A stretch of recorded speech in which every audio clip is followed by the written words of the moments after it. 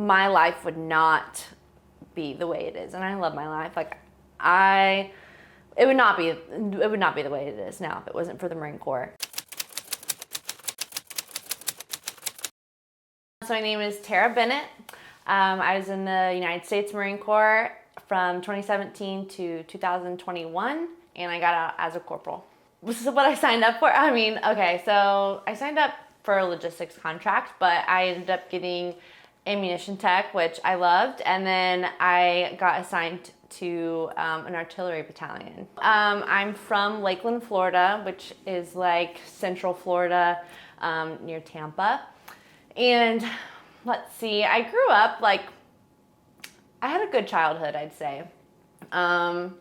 Let's see, I played lots of sports, and I did like volleyball and soccer and basketball.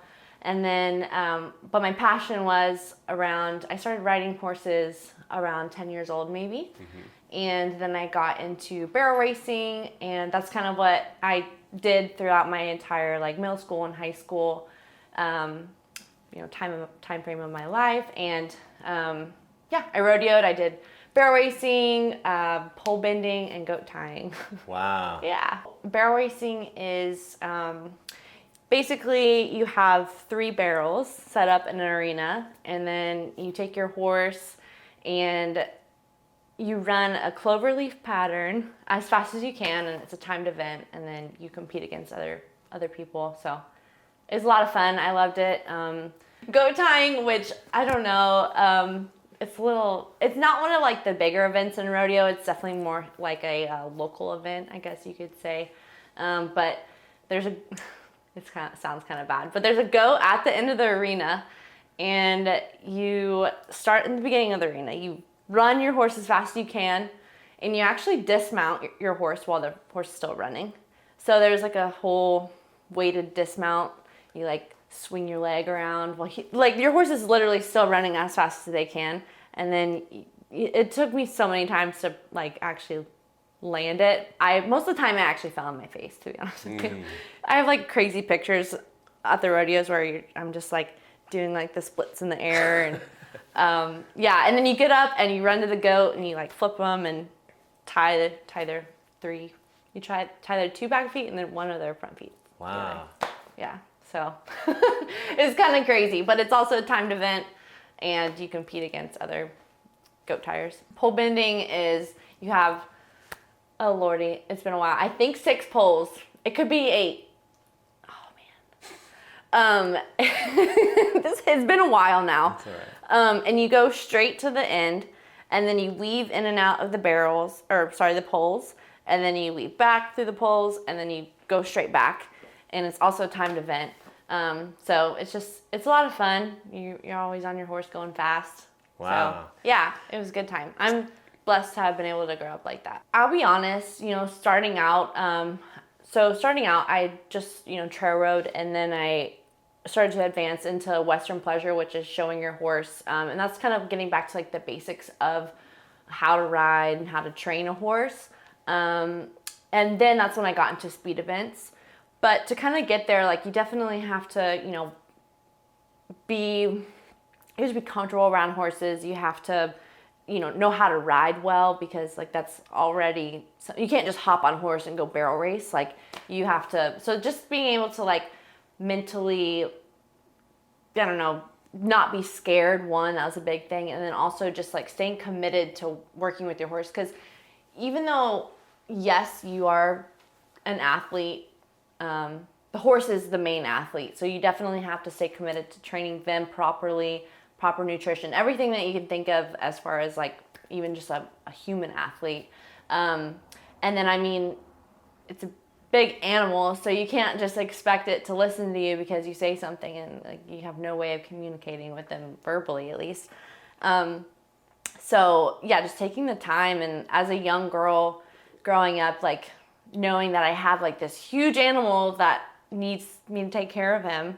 My horse's name, I've had a couple horses, but my main horse that I had, his name was Billy. Oh, really? I love Billy. My god family still has him back in Florida too, so. Wow. Yeah. and my sister, she's a pro barrel racer right now, and Wow. yeah, she's a badass. But she uses him to train her her kids like she has kids that she trains, not her. Yeah. Definitely one of the biggest things that's happened to me in my life that definitely made me who I am. When I was 13, my mom passed away, and she passed away of breast cancer. I remember she didn't she kept it a secret for like 2 years, I want to say, from me and my brother. And we would be like, I remember how we found out. We came home one day from school or something, and we saw like these pictures. Like, they were clearly mammogram pictures, and they had like, all the different colors and stuff. And I was young still, so I don't think I quite understood what that meant. But I could tell my brother was really scared, and so we asked my parents about it that night, and they kind of just like sat us down and told us, like, my mom had, at that point, she had stage 4 breast cancer. So yeah, that definitely was not a good time to go through. My mom never wanted to do chemo, so she definitely like kind of went through. She was trying to heal it like naturally, so she would juice, and my mom turned orange from basically, I'm not joking, Really? from all the carrot juice. I don't know if she had like these. Yeah, she's drinking carrot juice every day. I don't know what it's supposed to do, but yeah, so she tried to heal it naturally, and then I think she lived about maybe 6 to 8 months after we found out. And she tried to do chemo for like the last 2 months for some reason, but I remember I remember the day I was at my friend's house, and someone called me. I think it was my dad. He called me saying that they said, like, the doctor said that my mom probably only had like a couple weeks left. But that ended up turning into another month, I think. And then, she went into hospice, and like, I remember, kind of having like those final moments with her where she wasn't really talking or eating or drinking anything. She withered away basically.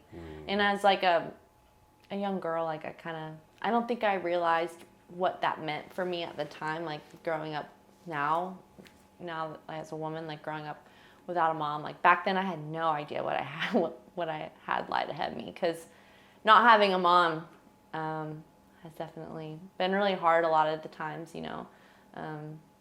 especially now that I'm kind of getting into like womanhood. I always wish, or I always wonder like what she would say to me now, and I know she'd be proud of me. But so when I was around 18 years old, I remember like my dad, he called me up and he was like, hey, I'm in the hospital.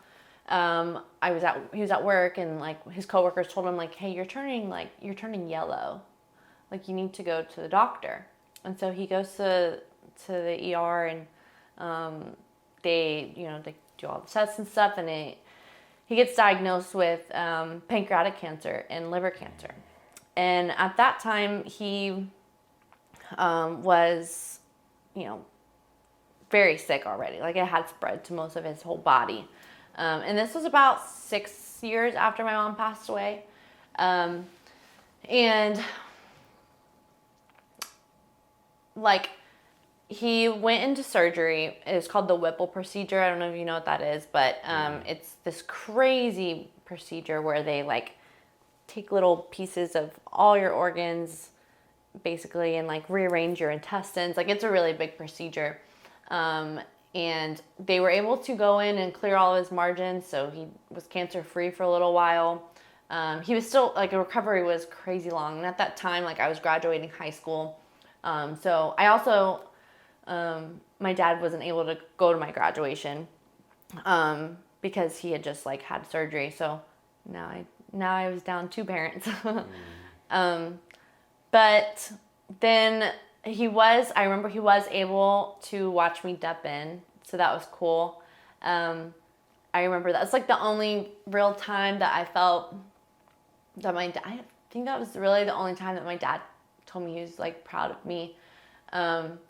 He said that he actually like was watching me like, you know, swear in, and he said he like cried a little bit, which me and my dad were really close the beginning of my childhood, and then, well, you know, once my mom passed away, things got a little bit rougher between us, and I was not the easiest daughter to raise either. And then we started to get like really close the last year or so. We bonded on politics. But yeah, and then I think that happened in, I want to say, you know, June of 2016, maybe, I think. And then I depped in like November, and then he had to go back for his CAT scans again in January of 2018. Something like that. 2017. Yeah, 2017. And I think it was like January 10th, probably. It was like early January. And I come home from where I was that day, and he's up in his room, and I go up and say hi to him and stuff. And I knew he went to the doctor that day. And I remember him sitting me down and telling me that it came back, and that, you know, it was spread all over now. So it came back, and that was early January, and he passed away February 18th. So that was, that actually hurt a lot more than losing my mom, you know? Really? Yeah, because I just feel like I could have been a better daughter. Now, I mean, I guess it kind of makes sense why it would be a little bit harder, because now I don't have any family, or I don't have any parents. But I remember it was weird, like, it's like I put like this, I don't know, defense mechanism up or something, like, oh, you've been through this before, you'll be okay. Like, which I was okay, but like, I remember having like, almost like this, I don't know how to explain it. It's like this feeling of like, I didn't realize what it meant losing my dad too at that time. And I just wish that I wouldn't have been so like hard, like mentally hard. Like, I wish I kind of would have let myself be a little bit more sad or something, or like, especially like been there for him more.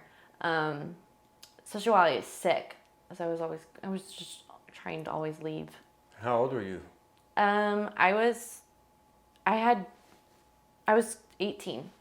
I turned 19 like 4 days after he passed away. So, but yeah. Wow. I know. That's rough, being so young and you losing both your parents. Yeah. Who did you have left? So I have like a self-proclaimed God family. And that's who I like ended up living with too for those last 6 months before I joined the Marine Corps. And they're really close. It was my best friend growing up, her family. So I'm definitely very thankful for them. They've always treated me like another daughter.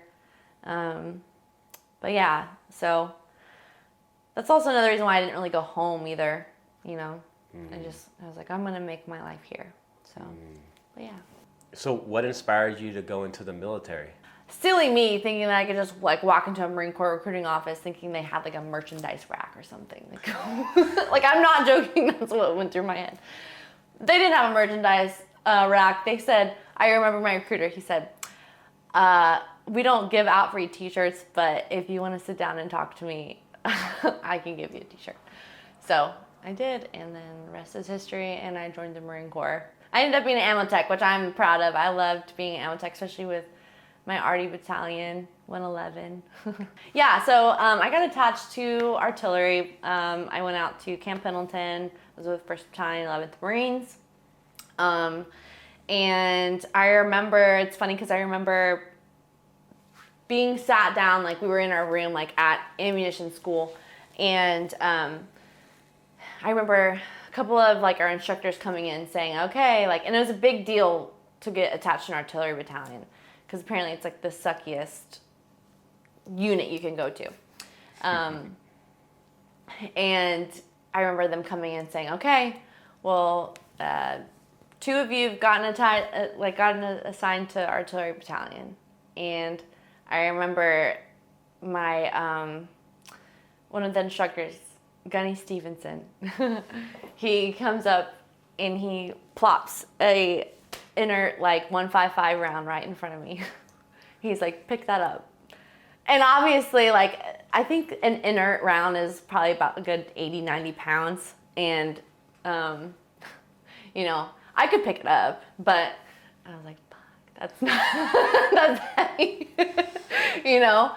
And sure enough, it was me. And I remember they were really nervous. And I was like, what's going on? Like, why are you being so nervous about sending me to that? Like, and I was the first first female artillery ammo tech. No, I'm not claiming to be the first female artillery because everyone says that. You weren't there first. There was some other girl. No, ammo tech, first ammo tech. So they were pretty nervous. And Gunny Stevenson had been with Artie, and he was really prideful in that too. So I got to like hear a lot of his stories, and I was like, fuck, I gotta go do that. But did you pick the round up? yeah, I picked the round up. Oh, good. Yeah, of course I picked it up. Yeah, you fucking lifted that shit over your head. I did. I pressed it and everything. But yeah. So when I got attached to the artillery battalion, I was already kind of nervous just because I remember like one of the instructors, he told me before he left, he's like, here's my email, and if anything happens, like, you know, you can reach out to me. He's like, I also already reached out to like your first sergeant, I think it was headquarters first sergeant, to like let them know that I was coming. And then also I remember he was like at the schoolhouse like while I was there, but he graduated before me, and he messaged me on like Instagram or something and was like, hey, I heard you're coming to 111. And I was like, yeah, I am. And he's like, well, we had a whole meeting about you. So at first I was with headquarters, and that was more of like a tight-knit, you know, community because it was just the ammo techs, and we were just like in the S4 shop. And then they put us out with our individual batteries, and I got attached to Alpha Battery. And the first time that the first real, you know, connection or whatever I had with them, first like experience I had with them was right out in the field. I remember they put me right out in the field with them, and I got attached to my gun, and I ended up getting really close with these guys. My gun, like, they definitely became more of like that brotherhood, family type of, you know, feeling, and so that was really nice. And I always like I knew like those guys I could be like comfortable with and like have fun and joke around with, and they could do the same. And, you know, there was still camaraderie within like that gun, which I was really thankful to be able to have that with them. But it was more so like the rest of my platoon, I don't think that they were very thrilled with me, just because like I also, as soon as I got out of the field, I got assigned to be like the battery clerk in the office, helping like the higher ups. So I know that they just felt like I was getting special treatment, and you know, my higher ups weren't as hard on me. Even my NCOs weren't as hard on me as they were to the others. But it was always kind of like, you know, what am I going to do about, like, what are you expecting me to do about that? Do you want me to say something? Do you want me to go up to my NCOs and be like, hey, like, be meaner to me or something? I don't know, like what am I supposed to do? Mm-hmm. And just, like, the overall, like, camaraderie, I knew I didn't always necessarily, like, feel like they wanted me there or like belonged there. I belonged there. So I remember we were doing like a range, and it was just like we were at a 40 mic range, and it wasn't far from like Polgus is where I was. So we walked back from the range or hiked back, I guess. And I remember, okay, like we were all in formation, and one of my NCOs, he was like, okay, if you parked at the top of the hill, you can go bring your car back to like, our barracks. So everyone like gets out of formation. But I remember he's like, Bennett, not you. And he's like, get back in formation. And I was being bad. And I was far enough away. It's like I walked out and I walked far enough away. And then I heard him like, kind of like, Bennett, not you, get back in formation. And I acted like I didn't hear him. So I get in my car. And I remember him and another one of my NCOs, they obviously like come over and they like get me. They like make me get out of the car and they're like, go park your fucking car right now, like blah, blah, blah. They're yelling at me, and I remember them all in my face yelling at me. This is the only time that they ever like really got in my face like that, which is fine. And and then my parking spot had like gotten taken while I had started to drive away. And so I was like, fuck, like I don't even know where to go. And now you're just like this like scared little Lance Corporal, and you're like, I don't know how to act. And so, but then they just told me to like go park my car like at the barracks, and then like obviously come right back to like our little what is it called, like place where we all meet, like the parade deck. Mm-hmm. And then so we're all standing in formation, and my NCO, like the guy, like a chief on my gun, he's who I like would report to. And we were all like we had a really good relationship, all of us, the gun. And he's like, if you ever get in trouble by somebody that's not me, like you have to come tell me. And I didn't, which was another mistake that I made. So now obviously that NCO that was yelling at me told him, and then now I just have like a bunch of people pissed off at me. And then when I get there to formation and everyone else is there too, and like we just get like all fucked up because of me, like everyone just we're all just getting yelled at and getting fucked up. And on top of that, it's also field day, so they're really about to have fun. And I remember like every NCO got a little taste of it. That sounds so bad, but they literally, like, I swear they're just like switching off with each other, like making me like run across like the basketball courts and like sweep mud and like all this fun stuff. And then I didn't know this at the time until I became an NCO, that because we had like revisited that day, and they told me that they actually all got in trouble for that. Really? Yeah. Our like first sergeant pulled everyone aside and like basically just told them that they can't do that because it's hazing, and more along the lines of like, especially because I'm a female. So like, even though I didn't know that was going on, I'm sure that definitely gave them like a sour taste in their mouth, I guess, if you want to say, about me and about female Marines in general, just like getting special treatment, which I never like expected special treatment. Honestly, like I knew that getting fucked up was part of the Marine Corps, so obviously people can take things way too far, but I definitely deserved. I was being a shit that day. I deserved it, and I know that because as an NCO, like if one of my junior Marines did that to me, I would be fucking pissed too. Right. So like I get it. Now I get it, like yeah. but yeah. So talk to me about going to the field. Yeah, we went to the field a lot. And I had a lot of good times, a lot of shitty times. Fucking hate the cold weather.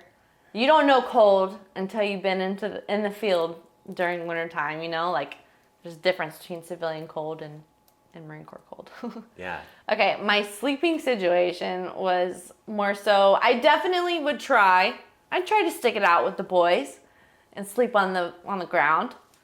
But I also had a pallet full of ammunition. So I'd do that. I'd sleep on my ammo a lot, you know, to kind of, it was like a little bit more comfy, I think. Where was your ammo located? On the trucks. So you got. So I'd be in the truck bed, or like sometimes I'd go in the trailers. Mm-hmm. But it worked out because honestly, like it kind of gave me like my own room to get changed in, stuff like that. So. What about the bathroom situation?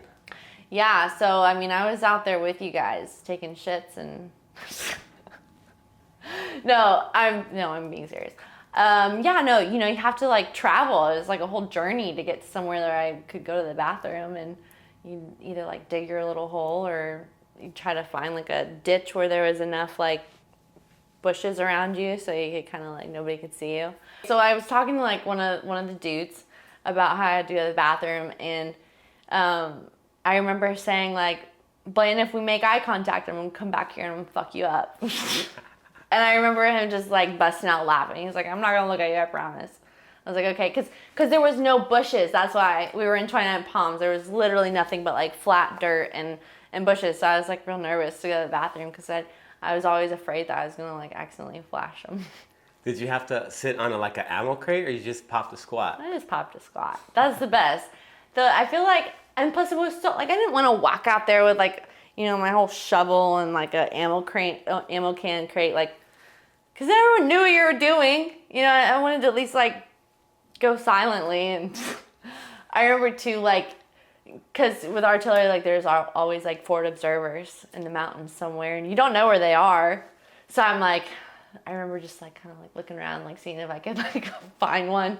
And then I'm sure, I just imagine them like being on the hill with their sunglasses, no, their binoculars, and just like, oh, there's another one taking a shit. And then they realize it's a girl, and they're like, oh shit. But I don't know if that actually ever happened, but that's the scenario I'd play in my head. So I would like, after I was done, I'd always be like, hi. Like, I don't know why, it'd make me feel a little less nervous, because at least they'd know I knew they were watching me. You're acknowledging them. Yeah. Now you went on pump, right, with the 11th MEU? Yeah. Yep. We were attached to 3-5. We went on the 11th MEU in 2019, so that was a lot of fun. Yeah, talk to me about that. Yeah. So I was on John P. Murtha, that ship, John P. Murtha, and we started on Hawaii, like I'm sure everyone else does, and then we went to Vishakhapatnam, India, which was pretty gross. I mean, I guess it was cool to be in a different country and stuff, but yeah, there was a lot of like homeless people and, you know, people sleeping on the streets, a lot of naked people. Really? A lot of naked people taking shits in the street. I know. It was crazy. It was a whole different world over there. And we all would gather at like this one hotel, because that was like the only place to really go, and kind of partied a little too hard there, I think.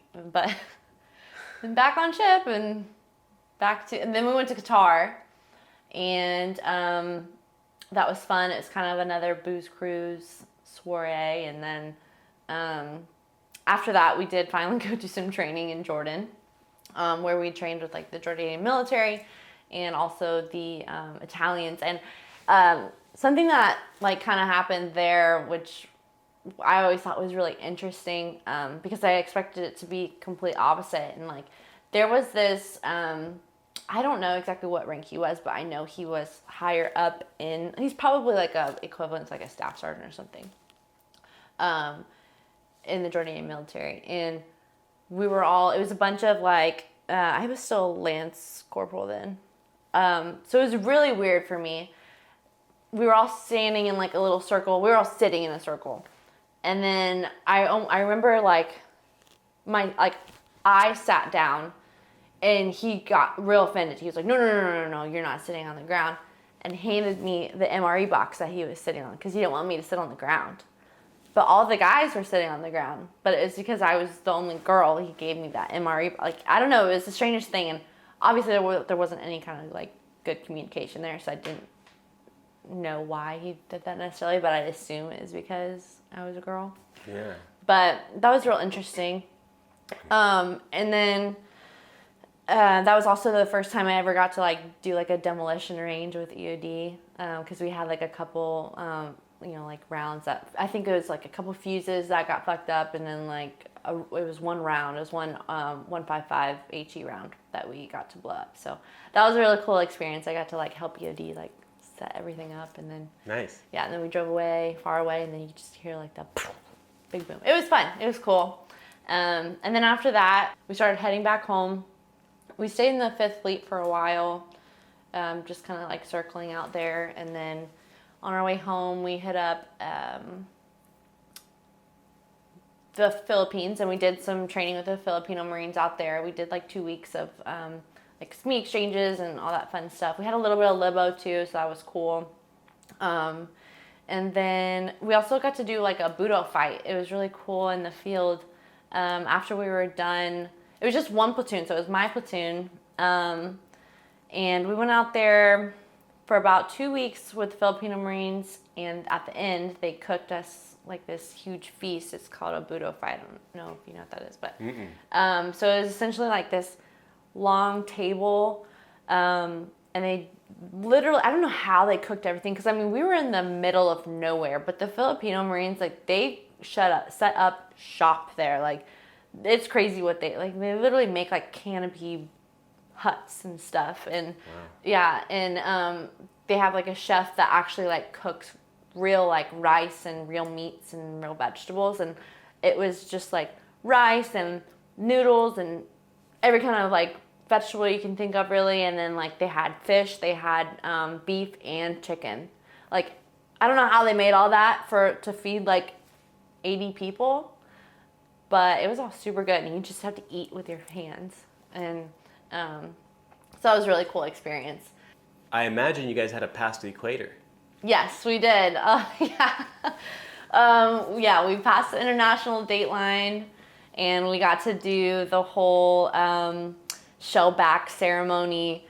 And I'd imagine it's much different than I'd imagine you passed it before, yeah. And I know that I think they had to tone it down a little bit now, I guess. But, you like get woken up at like 4 o'clock in the morning with all the people that are already shellbacks. They get to like wake you up and like with bullhorns and like stuff that makes clapping noises. I don't know what exactly they were making noises with, but it woke me up, and we all had to like wear our camis inside out and like just do a bunch of crazy shit and duck walk all throughout the ship and eat like I don't even know what they had us eating. It was not good, but that was the only thing you could eat all day. It's like probably like some weird corned beef hash, which doesn't sound terrible, but it was not yummy, that's for sure. And then and then I think we kind of like had to do like vinegar shots or something like that. Yeah. Did you ever have to eat out of anyone's belly button? No. See, I told you they toned it down like a lot. No belly buttons. What about like fire hoses? We did have a portion where we had like, do a bunch of exercises, and they were like hosing you down with the fire hoses. That was pretty cool. That part sucked. I remember that part sucked pretty bad. And then what is it? They like make you like suck a ball out of like some weird water. Mm-hmm. Do you remember what I'm talking about? Yeah, it's like the puddle water. Yeah, the puddle water. Right. Oh, and then you have to like blow the you like blow the ball out of the hole. Yeah. And then you come a shell back, which I have one moto tattoo, and it's my shellback tattoo. So it's nice. A pretty little Hawaiian turtle. So, nice. Yeah. So anything else within that 2 years of you getting back from the MEU? Any other stories before we get into transition? So we were at Steel Night, and I remember we had been shooting like all day long, and it was probably about like 2 o'clock in the morning at this point. and we finally got, to go cold for the night. And it was time for me to do my counts. So I get like all ready to do that. And I realized that I'm doing all my counts, and I realized that I'm missing 100 primers, which is a whole ammo can. It's a whole ammo can of primers. Wow. So, needless to say, I was freaking the fuck out, and it's dark out, 2:00 in the morning. Everyone that was allowed to go to sleep, like nobody that had like any kind of job to do, like they could go to sleep. So I went to the gun that I knew like I was missing those 100 primers on, and I like woke everyone up, and they were like all bitching at me and all pissed off at me. And then the entire gun line, I woke up the entire gun line to help me look for the primers. And we did not go to sleep that night. And obviously, people were so pissed at me. They were so tired and mad. And I didn't tell any of the higher ups yet that I was missing 100 primers. Because I wanted to try to figure it out myself, And a couple hours go by, and we're all like searching the field, like around the gun line. And then I remember the sun comes up, and we wake up. I'm like, okay, I have to wake up my platoon commander, because we were doing split battery ops. So it was just, he was like the highest ranking. And I told him what was going on. And then he tells like, the other portion of the other section. Yeah, he told the higher ups over there. So they're like, okay, well, we're gonna start looking in our dunnage trucks. So apparently, I created like this whole big fiasco in a whole other pause somewhere, I don't even know where, and they were dumping dunnage trucks. They literally said that they're kicking everything out in the dunnage trucks. All of the ammo trucks that were over there, they all got searched, and we're still trying to find. I think it took us like a good 6 hours to find out what was going on, and it ended up being my fault. Yeah, I counted 100 extra primers the night before on accident. How did you count an extra 100 primers? There was primers in the back of the truck where they're not supposed to be. And then I remember going to the trailer and counting the rest of the primers. And then I just kind of I always made a habit of doing a sweep through to see if I was missing anything or whatever the case could be. And I recounted that 100 primers in the back of the truck, thinking that I hadn't counted them before. Ooh. So it was just me fucking it all up.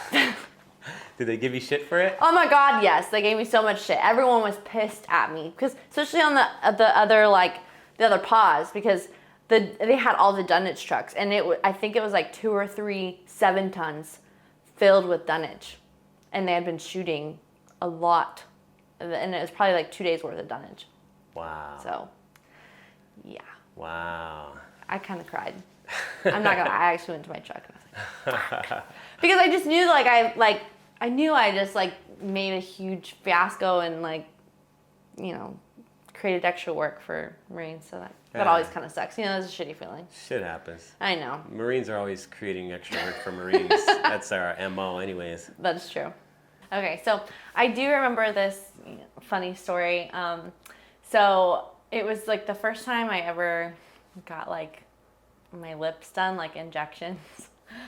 And I know this is really random, but I go and get my lips done one night after work, and then I come to formation the next day, accountability formation, and your lips are super swollen and bruised even, and a couple people had already known what I did, so it wasn't a big deal. But one of my staff sergeant, my platoon sergeant, he genuinely was concerned. He pulled me aside. He's like, Bennett, are you okay? Did you get stung by a bee or something? And I'm like, no, I got my lips done. And he's like, what's that? And I was like I got injections. He was like, is that in regs? I was like, I don't know, actually. But yeah, no, that was funny. And everyone would still make fun of me for that for a couple months after that. I'd like to get into transitioning out. Yeah. What made you decide to get out? So I think I was just at a time in my life where I was kind of ready for something new, kind of ready to see what was out there. I did put in a package to like re-enlist, and it got approved, and but I made the decision to just go ahead and get out. It's funny, the day I got out of the Marine Corps, I moved straight to Dallas, Dallas, Texas. And I'm not from there, I'm from Florida, but I wanted to give Dallas a try because everyone in the Marine Corps is like, oh, I love Texas. You know what I mean? Mm-hmm. So I went to esthetician school there. I lived there for about 9 months until I was like, fuck Texas. No, just kidding. Texas is cool, but I miss like the outdoors, and I fell in love with Southern California. So I came right back to San Clemente, and and then when I got here, things have just like really taken off for me, and it's made me appreciate the Marine Corps so much more too. Because my life would not be the way it is, and I love my life. Like it would not be the way it is now if it wasn't for the Marine Corps. And I'm glad that I was able to kind of like work for it in a way, like work for my success. Since I've been back, I got a really good job at like a financial firm. And then I met Nelson Coburn and part of his crew. And right now I'm still an assistant on his team, but I'm working for my real estate license too. So, I hope to be selling those multi-million-dollar homes next year, maybe. Mm-hmm. And join the Marine Corps League. I'm pretty active with that. And then I'm also a personal trainer at Self-Made Rancho Santa Margarita. Mm. And then I feel like there's something else that I do, but there's not. Oh, and then I competed in my first bodybuilding competition last month actually. So nice. I'm staying busy, staying active, and it's really been nice. That was your first competition? So I did do 2 competitions when I was 17 and 18 years old in the teen division, but that was it was the same NPC organization, but this one, I consider this one to be my first one because it was just like way different experience. I have like a lot more muscle than I did back then. It was just a whole different experience. So yes and no.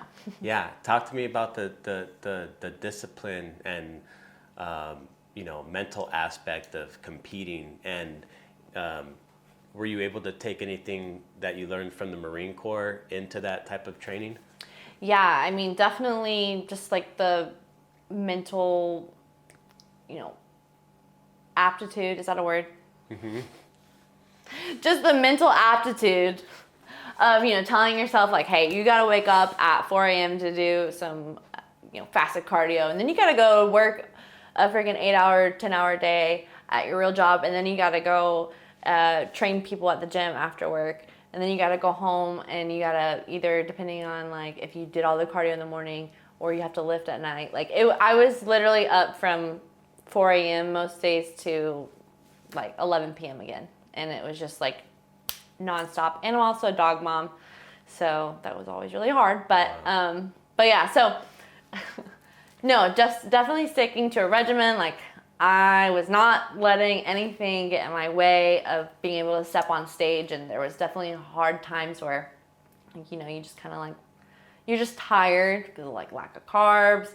And, you just kind of, you really got to keep on going. They say it a lot, like when motivation leaves, you have to use your discipline. So I definitely tapped into my discipline.